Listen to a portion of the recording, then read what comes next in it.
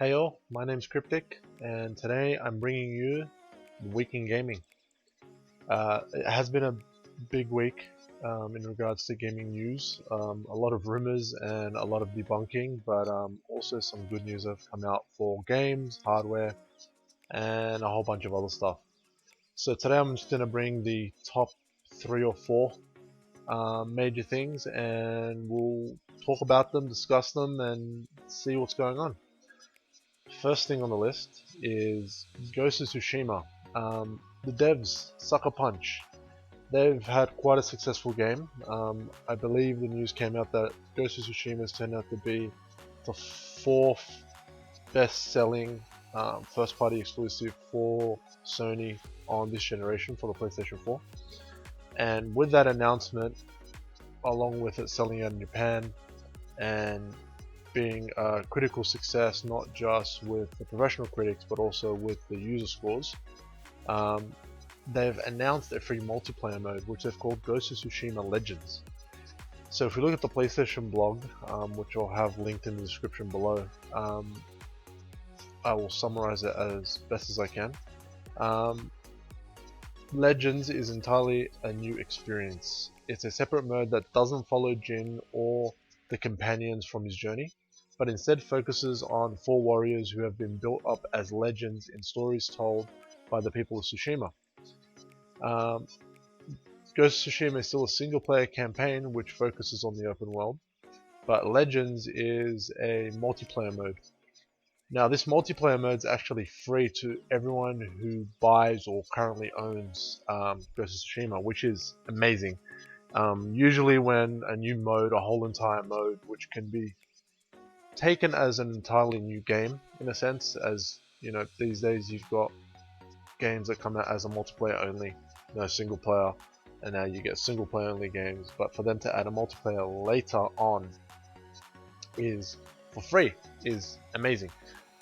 It seems like the multiplayer mode is group based. It doesn't seem to be one-on-one battles from the trailer, which you're probably watching right now through the video.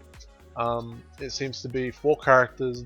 These 4 characters are the main characters, or the main legends from the game. So if you are currently playing or have played Ghost of Tsushima, this isn't much of a spoiler, but there are blue icons on the map which lead you to monks that tell you a legend story, which then triggers a side mission which can have multiple submissions within it to get to the end goal, and that end goal is either learning a new ability that was originally designed or obtained by a legendary samurai or ronin or archer, or you know, in Tsushima's mythology. So it seems like you're playing these characters that embody those abilities, or whose armors you gain throughout the game. You can gain their armors as Jin and use them, and they have their own perks. So it seems like you play as them. So it seems like you can play up to a party of 4 and do raid fights.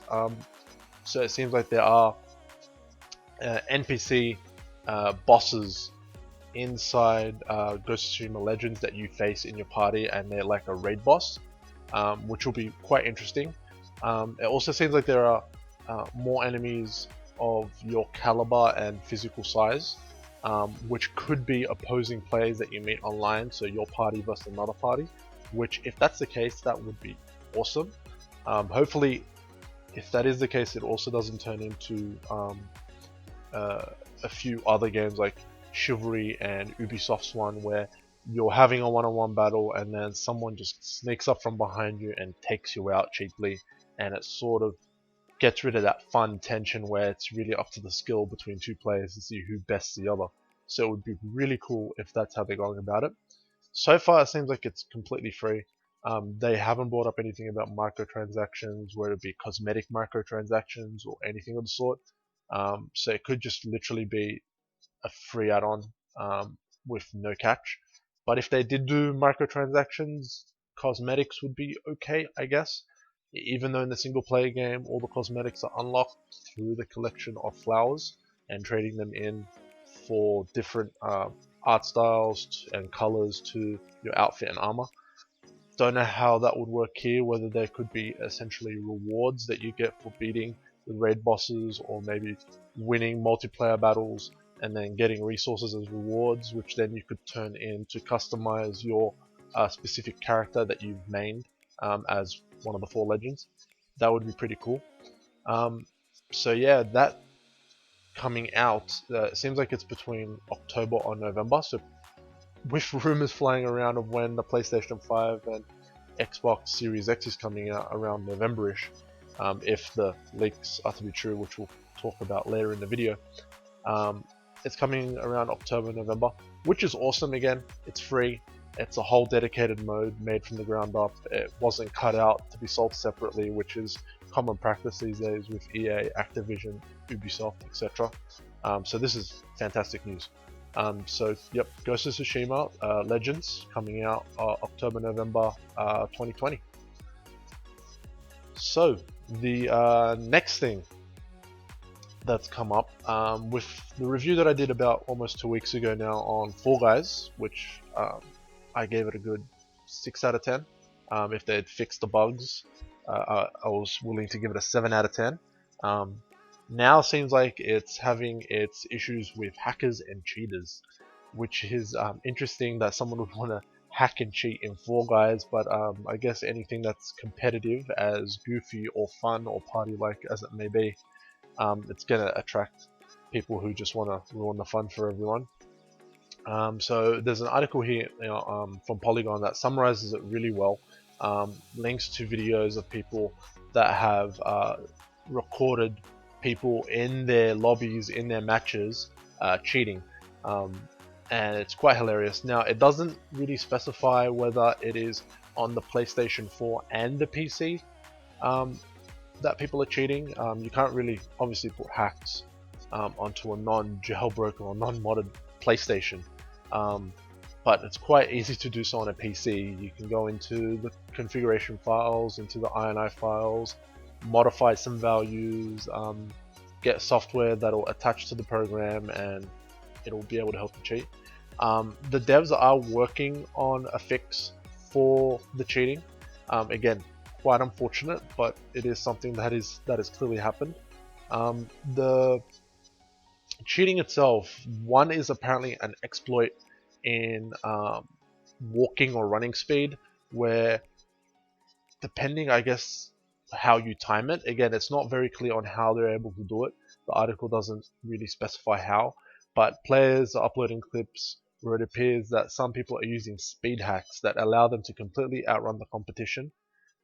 If you look at the clip of this one, Speed Hack Fall Guys, it shows the guy just literally rocketing past everyone. Everyone's playing the game, struggling through the obstacles, and it seems like this is one of the more final stages in Fall Guys, where pretty much, or second last stage, where majority of the people remaining get eliminated because they can't make it all the way through the obstacles, and the main hazard being the slime gets to you and touches you and you're out.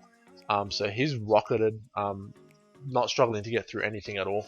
Another one, apparently people are finding a way to actually fly or float right over obstacles and just make it straight to the finish line. One of them, I think this is the seesaw map, which is one of the more annoying ones when people clearly don't know how physics works with gravity. But the guy ahead just literally just flies over everything and hits the finish line in under 10 seconds.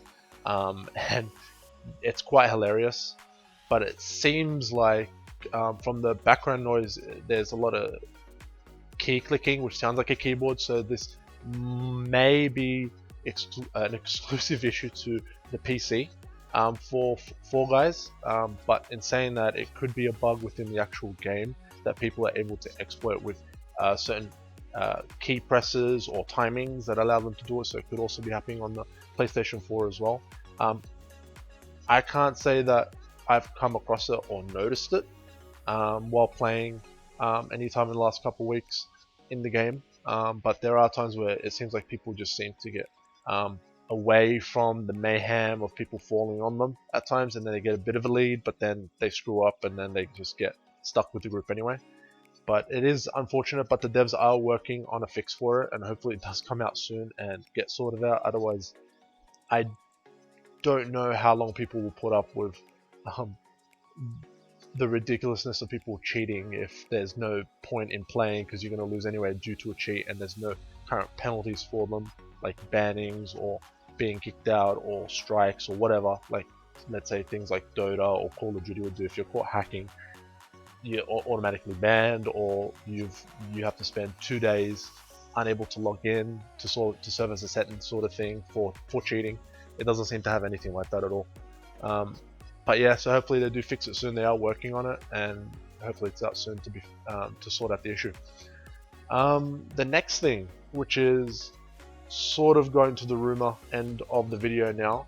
I don't like commenting on rumors because, as we've seen in the week, following rumors from so-called insiders and who don't want to be named is just such an easy cop-out now to just spread out misinformation with no facts to it at all, and just for the sake that fanboys who are on the side of Microsoft or Sony, even though you don't have any shares in the business, so whether they succeed or fail doesn't really affect you financially or in any significant way, will still make rumors, just I guess to make themselves feel better, or just to bring down a business that may not actually be doing anything wrong or wrong yet, or doing everything with the best of intentions. So the first rumor, which I'll start off with, which is probably the more suitable one, then leading into the sort of last rumor of the video. The rumor where Dust Golem was supposedly had an insider who told him that Resident Evil Village, when that was announced on the State of Play, people were commenting on the fact that the footage for that particular game seemed pretty choppy and laggy. And I believe Capcom were using a brand new engine for that, a new engine that they've developed that's meant to be highly customizable and very efficient, and allowing them to develop things a lot faster, a lot more streamlined, and be able to add in a lot of detail. But it seemed like it was running at 15 frames, probably at best 20. It did look very choppy, but as the saying goes, a lot of games during development cycle look terrible up until the 11th hour, where all the pieces have to start coming together, all the transitions, all the menus, all the loading times, everything. As soon as they start getting joined together, it really starts looking like an actual game that's going to ship.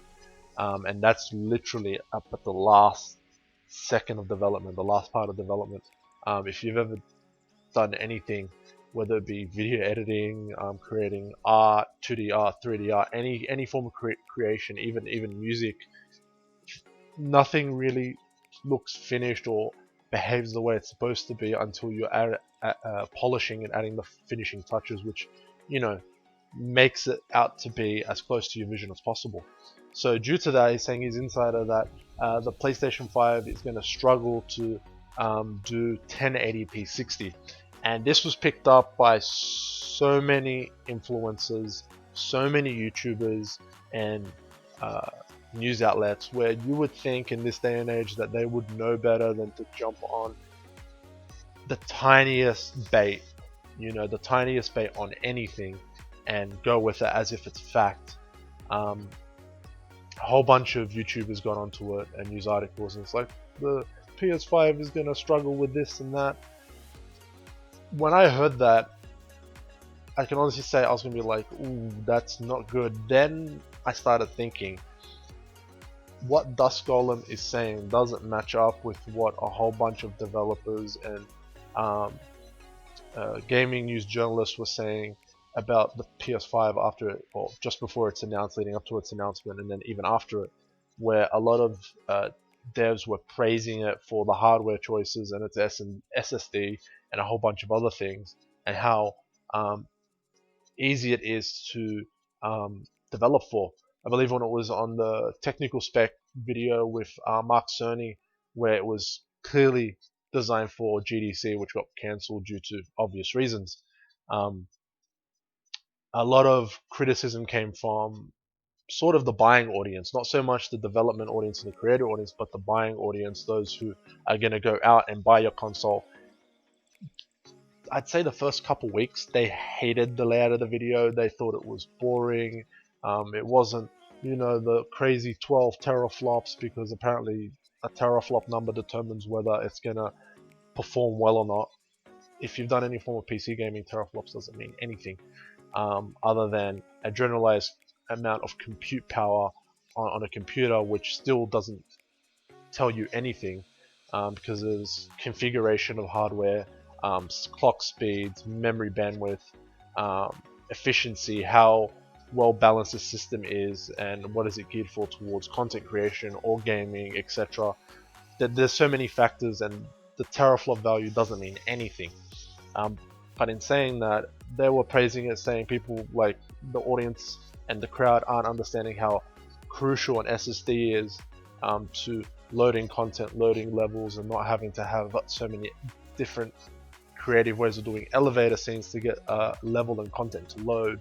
So then when the player enters the world or enters the new map area, it's not just pop in 24/7 immediately where nothing's there, next minute it's all there. So when the news came out on Dust Golem's Twitter that it's going to struggle to do that, it's like, wait a minute, that doesn't sound right.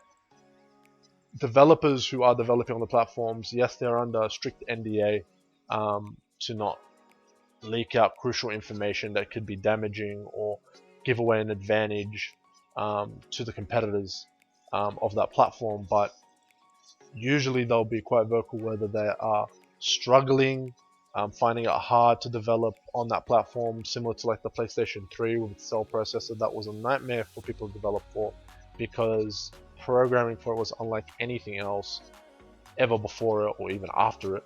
And it wasn't until the last 18 months or so where things really clicked, even for first party developers, with Naughty Dog and the others, being able to pump out games that really took the CPU to cell architecture to its maximum.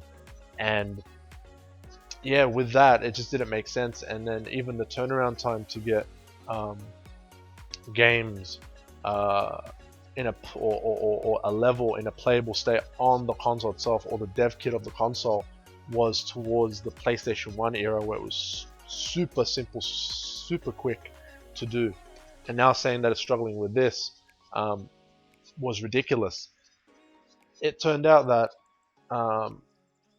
he or she, whoever they may be, Dust Golem, didn't like the fact that it was all one-sided with the hate towards Xbox due to the Halo reveal and it being delayed, and that all this raw power in the Xbox Series X and its 12 teraflops didn't really amount to much visually on screen. And they didn't like that, so they wanted to level out the playing field and put out a rumor like that, and it was all untrue. That there is a huge lesson to anyone. Rumors literally are just rumors. Ignore them as best as you can. I know it's hard, especially with this day and age, how everything's drip fed through social media and the internet, and you want to grasp your hands on any bit of information, just so, even a price, a release date, anything, just to know what's happening and when. You want to grab onto anything, but it's always best to grab onto official information from the manufacturers, from the creators or their official partners, on what's happening, what the specifications are, what's releasing, etc. The way I honestly see it is, whether it's Xbox or the PlayStation for the next generation, I think both consoles are going to be able to play just about anything without any issue. They clearly go two different styles of how they're delivering the content to the players. Sony stick into the more traditional route of, you buy the console, you buy the copy of the game, you play the game. Microsoft wants you to buy the console, but if you don't, you still have your other devices that you can play your games through this subscription model, similar to like Netflix, etc. And they have their games on there with Game Pass that you can download and play. Don't have to stream, which is fantastic. Again, I've had Game Pass on PC. It was amazing. I played the games I wanted to. Currently, I'm not subscribed. There wasn't anything that interested me that was coming out on the Xbox. But in saying that, as soon as their next gen games start dropping, I'll probably get it again and restart the subscription and play the games on my PC. There is a place for everyone. There's a platform for everyone, and no one should really worry about whether it's going to be Sony or Microsoft who's going to win or lose, because competition is great for everyone and consumers need competition. So then none of the major companies, Sony or Microsoft, get complacent and feel like they can just get away with bad consumer practices and milk you for every dollar you have for subpar support, content, and hardware. So take the rumors with a grain of salt, and just wait for official announcements. That's the best thing to do, because once Sony and Microsoft announce the final prices and official release dates, and they will give everyone plenty of time. Everyone will be able to get their hands on at least one machine, one or the other, whichever you prefer. Because at the end of the day, the only winner in the end is the gamers, and that's all that really matters. Now down to our last piece of news. This one is a rumor-ish. Again, the reason I say that, so basically Demon's Souls has the remastered edition or remake that was announced on the State of Play, has recently been given an official rating in Korea. Now, this Leader Gamer article states that usually games get their ratings roughly 3 months before they're actually going to release. Now, with the situation of what's happening in the world, that could be subject to delays. They could be getting it rated now, but it may not release for, let's say, for another 6 months or so.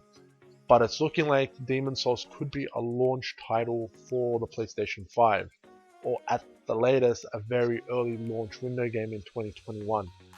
That would be huge. The original Demon's Souls was a cult classic hit, and then that led into Dark Souls, Bloodborne, Sekiro, Shadows Die Twice, etc., etc. It's led to a whole genre of Souls-like games, and that is huge. If this is to be true, that'll be fantastic for PlayStation, obviously. It would really suck for Microsoft, because they've had to delay their child game, their golden child, being Halo, till 2021 without a release month or an official date, but sometime during that year, due to COVID, to what's happening, the crisis right now. But it seems like the backlash that they got from the reveal was probably the major contributing factor, and they realized that they couldn't get it all fixed within the time frame, and it's okay, we need to delay it. But in saying that, if Demon's Souls is coming out, Gran Turismo seems like it's going to be a launch title as well. Spider-Man, since they're using the same engine, but updated, similar assets, but again, spruced up for the PlayStation 5 with ray tracing and a higher resolution, etc. It seems like PlayStation is looking like a well-rounded launch. Even if you think, hey, that's not really a lot of games first party wise from Sony, PS4 had barely any first party titles. I think you had Infamous Second Son and Killzone, and I think that may have been it. Correct me if I'm wrong, but I think the rest were all third party, and it wasn't until about a year or two later where Sony started really pumping out the first party titles. A lot of it was indies, and the phase of the indie station happened, but they were great indie games, so couldn't complain there. But it's looking like a solid launch if Demon's Souls is to be believed to come out as a launch title. But again, with all these rumors, take them with a grain of salt and wait for the official announcements from their developers and publishers. In saying that, guys, that's the gaming news for this week. I hope you enjoyed the video. If you can, please hit the like button, leave a comment. If you haven't already, subscribe and hit the notification bell to make sure you get a notification every time I upload a video. I am trying for one a week. Since the first week I did do two. I took the week off to polish some video editing skills and try making some new graphic designs for the videos. Hopefully you like them. Any feedback you may have, again, leave them in the comments below. Everything that was talked about in the video, it'll be in the description box below with the relevant links and videos that you can go on to watch and see everything in further detail. I'll catch you guys next week with the next video. I'm not sure what it'll be right now. It's sort of going a bit with the flow. Whatever I've sort of piques my interest, I'll make a video about. I'll try not to keep them too long, but sometimes it's good to have these discussion type videos where we could just, I guess, socially over the internet and YouTube just talk about the different things that's happening in gaming and just, yeah, and enjoy the culture of gaming. So with that, I'll see you guys next time, and thank you.